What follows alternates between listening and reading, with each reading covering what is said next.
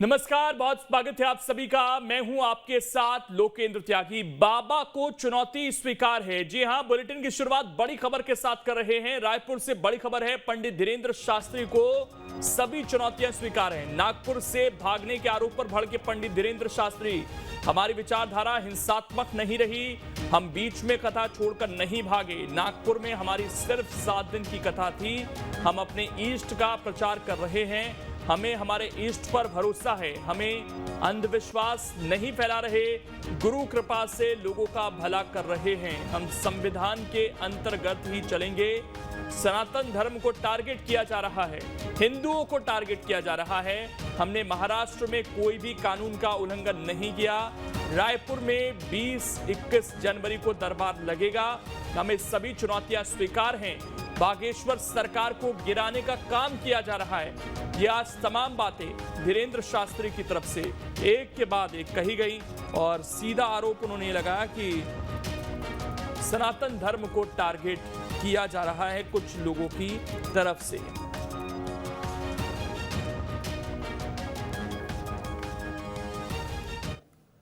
बागेश्वर धाम के पीठाधीश्वर धीरेन्द्र कृष्ण शास्त्री पर अंधविश्वास को बढ़ावा देने का आरोप लगा है। उनके खिलाफ नागपुर में पुलिस ने केस दर्ज किया है। यह केस नागपुर की अंधश्रद्धा निर्मूलन समिति ने दर्ज करवाया है। समिति ने धीरेन्द्र शास्त्री को चुनौती दी थी कि अगर वो वाकई सबके बारे में सब जान लेते हैं तो अंधश्रद्धा उन्मूलन समिति के सामने आए। अगर वो जीत गए तो उन्हें 30 लाख रुपए दिए जाएंगे। इल्जाम है कि धीरेन्द्र शास्त्री ने चैलेंज स्वीकार नहीं किया और जो कार्यक्रम 13 जनवरी तक चलना था उसे 11 जनवरी को ही खत्म कर दिया गया। बागेश्वर धाम के महंत धीरेन्द्र शास्त्री का बयान आया। उन्होंने कहा कि नागपुर में हमारी कथा सिर्फ 7 दिन की थी। इसके अलावा उन्होंने ऐसे लोगों पर सनातन धर्म को टारगेट करने का आरोप लगाया। उन्होंने कहा कि हमने नागपुर में किसी भी कानून का उल्लंघन नहीं किया। इसके साथ उन्होंने समिति की चुनौती को स्वीकार करते हुए कहा कि 20 और 21 जनवरी को रायपुर में दरबार लगेगा। उन्हें सारी चुनौतियां स्वीकार हैं। सोची समझी साजिशें हैं और बायकॉट ही इसका बहुत सरल सर्वोत्तम उपाय है। उन्हें मुंह की खानी पड़ेगी और उनको देखो, हमारी विचारधारा कभी भी दंगाई, सनातनीय व्यक्तियों की कभी भी विचारधारा कभी भी हिंसात्मक नहीं रही। हम लोग सब सनातनी पूर्णतया अहिंसावादी हैं, परंतु हर बार सनातनी हिंदुओं के देवी देवताओं को ही टारगेट इसलिए बनाया जाता क्योंकि हम लोग बड़े भोले भाले लोग हैं, हम लोग अहिंसा पर भरोसा रखने वाले लोग हैं। हम उन मूवी वालों से ये कहेंगे आपके माध्यम से, उनके बाप में दम हो तो किसी दूसरे धर्म के भगवान के खिलाफ बना दें, भारत में रहना मुश्किल हो जाएगा। नागपुर में पहले उस पूरे विषय को हम क्लियर कर देते हैं और इसको जरूर उन तक पहुंचा दीजिए। हमारे पास तो उनकी चुनौती बाद में आई है, हमारी बात आपसे प्रार्थना पूरी मीडिया से। पहली बात तो ये प्रत्येक मीडिया वाले और प्रत्येक व्यक्ति और जो भी वो अमुक हैं तथाकथित, उनसे आई रिक्वेस्ट कि हम बीच में कथा छोड़कर भागे ये बोलना बंद कर दें। हमारी कथा 7 दिन तक की ही थी। उसका स्क्रीनशॉट 3 तारीख का न्यूज पर, बागेश्वर धाम ऑफिशियल पेज पर 3 जनवरी को पहले से ही डेट घोषित कर दी थी कि हम केवल 7 दिन की कथा करेंगे। हमने 2 दिन का दिव्य दरबार लगाया, तब वो क्यों नहीं आए। तीसरी बात, हमने 7 दिन की कथा की, एक भी व्यक्ति को चुनौती की बात लेकर या लेटर लेकर क्यों नहीं भेजा। इसका मतलब वह भगोड़ा और वह छोटी मानसिकता के लोग हैं। आने के बाद तो कोई भी भौंक सकता। अब यहाँ पर पहले 9 दिन की कथा थी, 25 तारीख तक, यहाँ भी बता देते हैं 23 तारीख तक है। हम 23 को चले जाएं, फिर आप 24 को कहो कि हमने चुनौती दी इसीलिए पंडाल छोड़कर बागेश्वर सरकार भाग गए ठटरी के बरे। पहली बात क्लियर। दूसरी बात, हम दंगा या हमारी भाषा बहुत सीमित और सुरक्षित है, पर हम शस्त्र और शास्त्र दोनों जानते हैं क्योंकि हम सनातनी हैं और हमारे सनातन में शस्त्र और शास्त्र दोनों की मर्यादा ठीक से आती है और हमें बालाजी ने चुना ही इसीलिए। तो आपने सुना किस तरीके से निशाना साध रहे हैं। उन्होंने कहा कि हमारी कथा 2 दिन कम की ही थी और उन्होंने रायपुर को लेकर भी स्पष्ट कहा कि यहां भी 2 दिन कम ही होगी। अगर किसी को कोई चुनौती देनी है तो वो रायपुर आ सकता है। बैनर लगाना या सनातन का प्रचार करना अनुच्छेद 25 के अंतर्गत धार्मिक मौलिक अधिकार है प्रत्येक व्यक्ति का। तो हम अनुच्छेद 25 के अंतर्गत अपने इष्ट का प्रचार कर रहे हैं, और अगर आप आ रहे हैं तो ये आपकी स्वेच्छा, आप मत आइए, तो ना तो बुलावा है। दूसरा, हमारा कोई दावा नहीं है कि हम आपकी समस्या मिटा देंगे, लेकिन हमें अपने इष्ट पर भरोसा है, हमारे इष्ट हनुमान जी मिटा देंगे। क्या ये गलत है? हनुमान जी को मानना, हनुमान जी की बात को फैलाना, हनुमान चालीसा का उपाय बताना भारत देश में अंधश्रद्धा है? बोलिए बोलिए बोलिए, नहीं है। तो फिर आप हमारे ऊपर जो आपने कहा कि हम FIR करें, किस स्तर से करेंगे, किस उद्देश्य से करेंगे? हम भी कानून के अंतर्गत हैं, हमारे पूर्वजों ने स्वीकार किया है संविधान, हम सहर्ष उस संविधान के अंतर्गत ही चलेंगे ऑल लाइफ। तो हनुमान जी की पूजा करना अगर अंधश्रद्धा है तो भारत के जितने भी हनुमान भक्त हैं सब पर FIR होनी चाहिए। हमने कोई भी महाराष्ट्र में कानून का उल्लंघन नहीं किया, ना हम करेंगे, और आप अपने फैक्ट के अनुसार देख लीजिए, लीगली तौर पर हमें कोई दोहराए या दिक्कत नहीं।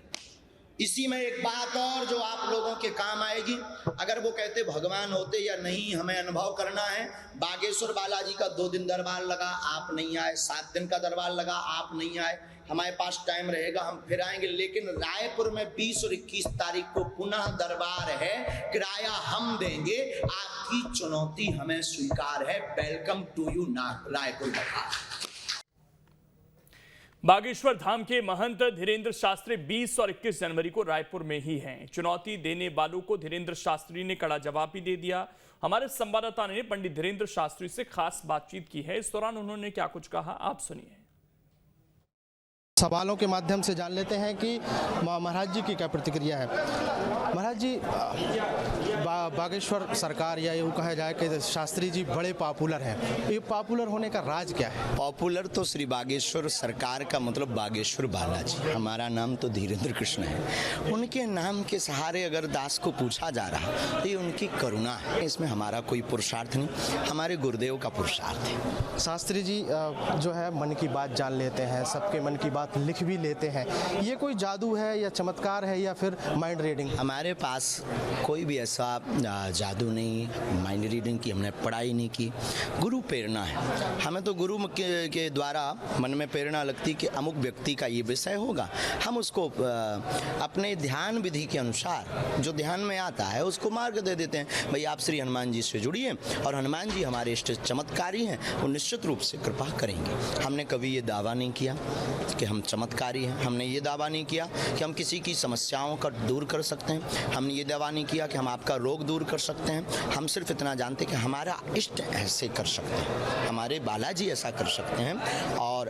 अपने इष्ट की और अपने सनातन का प्रचार करना भारत के संविधान में भी है। तो अपने बालाजी के लिए हम जी रहे हैं और उनसे चमत्कार हो जाए। आप मन की बात जान लेते हैं, ऐसे में बहुत सारे लोगों को संदेह भी है, उनका संदेह कैसे दूर करेंगे? संदेह होना बहुत लाजमी और बहुत जरूरी है। आधुनिक युग है, विज्ञान का युग है, पर ज्ञान और विज्ञान दोनों एक दूसरे के पूरक हैं, और उसको दूर करने के लिए दरबार में आना चाहिए, अनुभव करना चाहिए। आप दूर के ढोल सुहावने होते हैं, नज़दीक से देखिए, दरबार में बैठ के देखिए।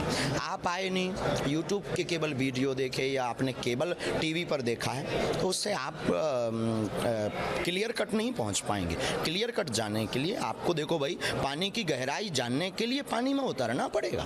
पानी की छलक देख करके आप नहीं बता सकते कि ये गहरा है कि नहीं। ये तो मूर्खता है कि दूर से देख के अरे भाई ये 6 फीट हो सकता है, ये मूर्खता है। पानी की गहराई जानने के लिए पानी में उतरना पड़ेगा। आप जितने पॉपुलर हो गए हैं उतने ही दुश्मन भी आपने पैदा कर लिए, तो ये कैसे हो पा रहा है, क्यों हो पा रहा है? धर्म और अधर्म दोनों चलते रहते हैं साथ में, सुख दुख हैं, पाप पुण्य दिन रात हैं। तो सनातन की मजबूती के साथ जब जब इस भारत देश में बात उठाई, हमने छतारी की कथा में घोषणा कर दी थी कि बहुत जल्दी हमारे ऊपर बड़ी बड़ी साजिशें होने वाली हैं, बागेश्वर धाम के पागलों सावधान। लेकिन साजिशों से हमें भय नहीं, किंचित मात्र भी नहीं। और अपने डंके की चोट पर, गुरु के बल पर और हनुमान जी के बल पर हम दरबार पूरे भारत के इतिहास, दरबार भारत देश में लगाते रहेंगे और लोगों को राम से जोड़ते रहेंगे। हम ईश्वर नहीं है, पर बालाजी से जोड़ने का काम हमारे बालाजी लीला कर देते हैं। हमारे बालाजी चमत्कारी वो लीला कर। और रही बात दुश्मनों की, इनसे डरेंगे तो हम सनातन का काम नहीं करेंगे। हमें बालाजी ने चुना ही इसीलिए है, इसलिए हमारे पागल हमारी भावनाओं को बहुत अच्छे से समझते हैं। और हम यही कहेंगे, कोई भी न्यूज को देखने के पहले ये तथ्य जान लेना, क्योंकि टीआरपी लेने के चक्कर में लोग हमारे खिलाफ बोलते हैं और कुछ भी, सस्ती लोकप्रियता। आप मुंह फट बोलते हैं, क्या यही कारण है कि दुश्मन बढ़ते जा रहे हैं? बिल्कुल, और बोलना भी चाहिए। सठे साठ्यम समाचरित, जैसे को तैसा बहुत जरूरी है। और इसके अलावा अगर बात की जाए तो जो फैन फॉलोइंग है, अब दिख ही रहा है, तस्वीरों में भी दिखती है, तो ऐसे में बहुत सारे लोगों की उम्मीद लगी रहती है कि महाराज जी से मिलना है, उनसे अपनी बात रखनी है, अर्जी लगानी है। उनके लिए कोई उपाय सोचा है क्या? सामूहिक अर्जी लगती है और बागेश्वर धाम पर आप आकर के बालाजी से प्रार्थना कर सकते हो। हमारी कोई महिमा नहीं, बागेश्वर धाम की महिमा। और आप बागेश्वर धाम से बालाजी के चरणों की अर्जी घर पर भी लगा सकते हो। सबका मिलना जरूरी नहीं है। बागेश्वर बालाजी के चरणों का जो वहाँ की साधना है, तपस्या है, हमारे दादा गुरु जी की, उनका ध्यान, ओम बागेश्वराय नमः मंत्र का जाप, ये बहुत काफी है। महाराज जी, आपके ऊपर आरोप भी लगते हैं कि आप कथा के माध्यम से हिंदुओं को भड़काने का काम करते हैं। हिंदुओं को भड़काना कैसी बात करते हो? हम तो वसुदेव कुटुंबकम की चर्चा करते हैं। ये मिथ्या है और ये सही नहीं है। लोग कहते हैं सनातन का अनुच्छेद 25 के अंतर्गत अपने धर्म का प्रचार करना मौलिक अधिकार है। तो हम केवल सनातनियों को जगाते हैं। हमारी प्रत्येक मानव के प्रति संवेदना है और हम प्रत्येक मानव के प्रति बहुत उदार हैं और रहेंगे। उदार चरिता नाम वसुदेव कुटुंबकम। आप पठान फिल्म का बाइकआउट करने की बात कर रहे हैं, शाहरुख खान से क्या दिक्कत, क्या है परेशानी? हमारी उनसे कोई दिक्कत नहीं, कोई पर्सनली दुश्मनी नहीं। केवल और केवल हमारा ध्येय है कि सनातन को टारगेट ना किया जाए। बीच बीच में चुनौतियों की बात आती है, जैसे अभी आपने बहुत सारी बातें रखी अपनी तरफ से, चुनौती स्वीकार करते हैं? आपका न्यूज नेशन चैनल है, पहली बात तो हम आपके चैनल को खबर भेजेंगे कि हमारी कोई भी बात बिना सोचे समझे मत चलाइएगा। उन्होंने कहा कि भाग गए, ये बहुत गलत बताया, आपने बताया, उन्होंने बताया। 7 दिन का प्रोग्राम था, 3 तारीख को उसका प्रोग्राम जनरेट कर दिया गया था, बता दिया गया। 7 दिन के प्रोग्राम में उन लोगों ने 9 दिन की कथा का बैनर पोस्टर छपाया है, लेकिन कार्यक्रम हमारी तरफ से 7 दिन का जनरेट हुआ है। तो पहली बात तो ये उनको कहना चाहिए, आपकी न्यूज नेशन पे खबर भेज दीजिएगा कि हम हिंदू शेर हैं, सनातनी शेर हैं, भागने वालों में से नहीं है, जगाने वालों में से हैं। और रायपुर में पुनः दरबार है, कथा है, आइए। हमें किसी से प्रमाण पत्र की आवश्यकता नहीं है, किसी से भी, और हमें सफाई देने की आवश्यकता नहीं। और आज के बाद हम उन सब विषयों पर बात करने वाले नहीं हैं, वो अपना काम करें। धन्यवाद। आखिरी सवाल बस छोटा सा है, आपको जो चुनौती मिल रही थी उसको पंडोखर महाराज ने स्वीकार किया है, क्या प्रतिक्रिया है? बहुत अच्छा है, जिसके पास कृपा है उसको करना भी चाहिए। वो भी रायपुर दरबार में आवे। उनका जो श्याम मानव है, क्या नाम, निर्मूलन वाले हैं, वो अच्छे हैं, वो अच्छा काम कर रहे हैं, उसमें कोई बुराई नहीं। पर उन्होंने व्यक्ति गलत चुना है, तो उनको आना चाहिए। बागेश्वर दरबार के बारे में पहले अनुभव करना चाहिए, तो बिल्कुल दरबार में आना चाहिए। जो हमें प्रेरणा लगेगी हम बताएंगे। धन्यवाद आपका हमसे बात करने के लिए। तो बागेश्वर सरकार यानी धीरेन्द्र शास्त्री जी महाराज हमसे जुड़े हुए थे। हमारे कई सवालों के बेबाकी से उन्होंने जवाब दिए हैं और उन्होंने कहा है कि उन पर जो आरोप लगते हैं, उनके जो दुश्मन बढ़ते जा रहे हैं, वो इसलिए बढ़ रहे हैं क्योंकि वो हिंदुओं को जगाने का काम कर रहे हैं। वीडियो जर्नलिस्ट प्रमोद देवांगन के साथ अंकुश शर्मा, न्यूज स्टेट मध्य प्रदेश, छत्तीसगढ़। लगातार विवादों में रहने वाले बागेश्वर सरकार धीरेन्द्र कृष्ण शास्त्री एक बार फिर से सुर्खियों में हैं। वजह है उनको मिलने वाली चुनौती। दरअसल नागपुर पहुंचे धीरेन्द्र कृष्ण शास्त्री ने भागवत कथा के बाद दिव्य दरबार लगाया था, जिसकी वजह से बाबा को चुनौती का सामना करना पड़ा। नागपुर की एक समिति जो जादू टोने के खिलाफ अभियान चला रही है, उसने बाबा के दिव्य चमत्कारी दरबार पर सवाल खड़े किए हैं। कहां से ये पूरा विवाद शुरू हुआ था, इस रिपोर्ट में आप देखिए।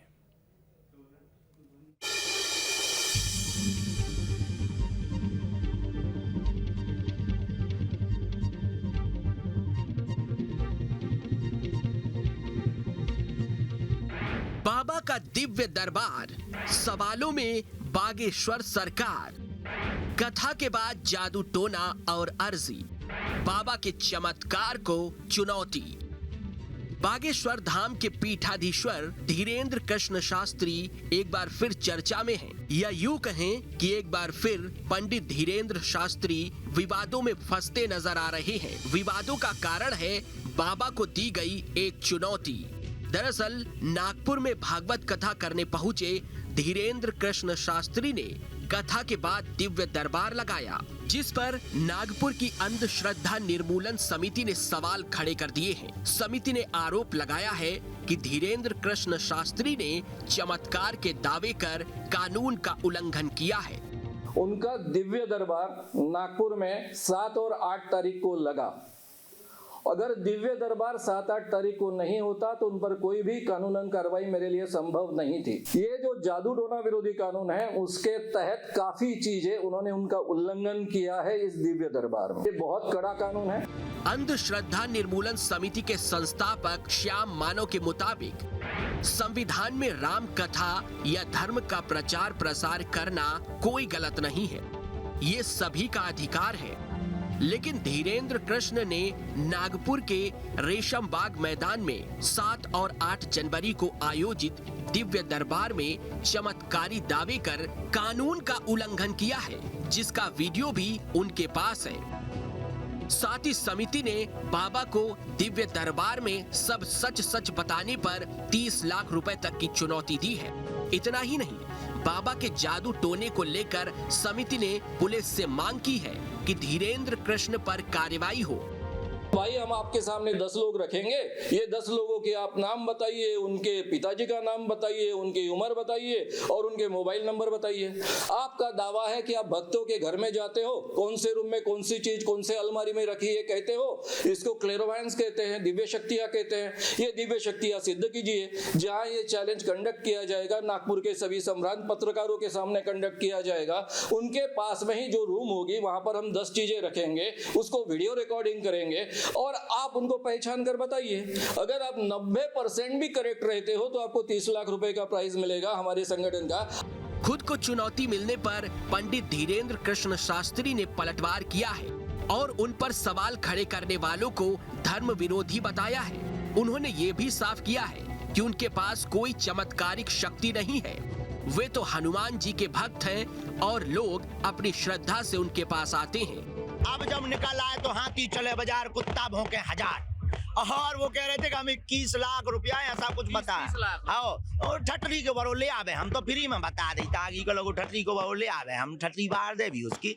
ये तो चलता ही रहता है। ये धर्म विरोधी लोग हैं, जो धर्म विरोधी होते हैं। हम 7 दिन वहां झंडा गाड़ने तब उनको बाप मर गए तब नहीं उन्हें हम ध्यान आए। हालांकि धीरेन्द्र कृष्ण शास्त्री की मुश्किलें कम होती नजर नहीं आ रही हैं। अब वे कानून के शिकंजे में फंसते नजर आ रहे हैं। नागपुर की समिति का कहना है कि जरूरत पड़ने पर अदालत का दरवाजा भी खटखटाया जाएगा। अगर ये केस कोर्ट में जाता है तो बाबा की मुश्किलें बढ़ सकती हैं। चलिए अब ये भी बता देते हैं कि क्या कहता है जादू टोना विरोधी कानून। 6 महीने से 7 साल तक की सजा का प्रावधान, 5 से 10,000 से ज्यादा तक के दंड का प्रावधान। 8 साल में करीब 2000 लोगों पर केस चल रहा है। कई लोग जेल में हैं, कई सबूत के अभाव में छूट गए हैं। 2013 में सभी पार्टियों के समर्थन से कानून बना था। डिग्रीधारी डॉक्टरों के अलावा कोई भी व्यक्ति अगर इलाज करता है तो वो अपराधी है। जादू टोना विरोधी एक्ट महाराष्ट्र का है। The drug and magic remedies act केंद्र सरकार का है। The drug and magic remedies act के तहत 6 महीने से 1 साल तक की सजा का प्रावधान है। इस एक्ट में भी जुर्माने का प्रावधान है। अंधश्रद्धा निर्मूलन समिति का दावा है कि उसने कई बाबा और तांत्रिकों की पोल खोली है। ये समिति पिछले 40 साल से काम कर रही है।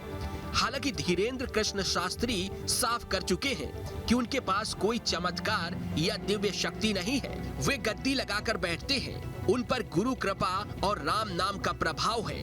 हनुमान जी की कृपा से सब कुछ होता है। ऐसे में देखना होगा कि चमत्कार को चुनौती देने का ये मामला कब शांत होता है। Team news state. वहीं बागेश्वर सरकार विवाद में पंडोकर सरकार की एंट्री हो गई है। बागेश्वर सरकार भले ही खुद को मिली चुनौती से भाग रहे हों, लेकिन न्यूज स्टेट के मंच पर पंडोकर सरकार ने इस चुनौती को स्वीकार किया है। लेकिन रायपुर में हालांकि बागेश्वर सरकार ने भी ये कहा कि वो हर चुनौती को स्वीकार करते हैं।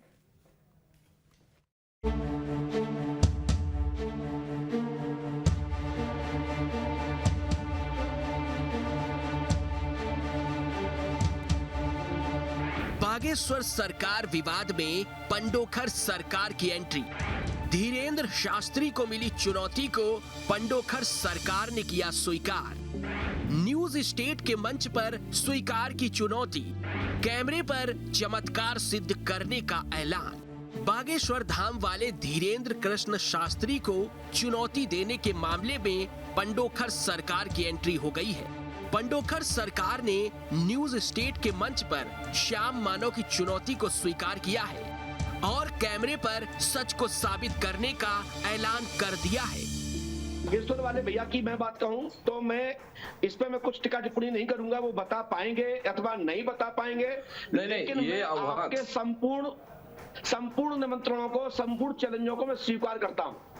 आपने न्यूज नेशन के प्लेटफॉर्म पे ये स्वीकारा है, इसलिए अब आगे की जिम्मेदारी न्यूज नेशन की है। नागपुर में इस ढंग का वो प्रोग्राम आयोजित करे, पत्रकारों के सामने फ्रॉड एंड प्रूफ कंडीशंस के अंदर ये अपने आप जो बात। हम तो तैयार हैं सर, आपने कहा कि हम बुलाने के लिए तैयार हैं, पंडोखर सरकार कह रहे मैं आने के लिए तैयार हूं, तो हमारी टीम भी जाने के लिए तैयार है। आप करिए ना, इस विवाद को एक नतीजे तक पहुंचाने की कोशिश कीजिए। ये विवाद तब बढ़ा जब नागपुर में कथा करने पहुंचे धीरेन्द्र कृष्ण शास्त्री ने दिव्य चमत्कारी दरबार लगाया था। उनके दिव्य दरबार पर नागपुर की अंधश्रद्धा निर्मूलन समिति ने सवाल खड़े कर दिए और कोई भी सच साबित करने पर उन्हें 30 लाख रुपए देने का ऐलान किया। भाई हम आपके सामने 10 लोग रखेंगे, ये 10 लोगों के आप नाम बताइए, उनके पिताजी का नाम बताइए, उनकी उम्र बताइए और उनके मोबाइल नंबर बताइए।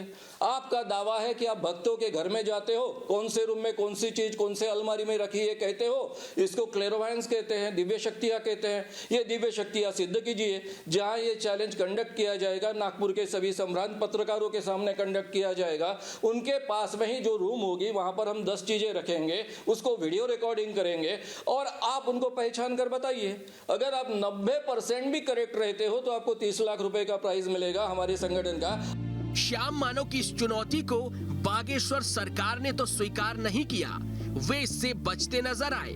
लेकिन न्यूज स्टेट के मंच पर पंडोखर सरकार ने चुनौती को स्वीकार कर लिया है और श्याम मानव को वैज्ञानिकों की टीम के सामने सच बताने का दावा भी कर दिया है।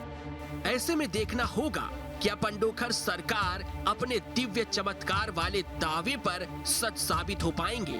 Team news state.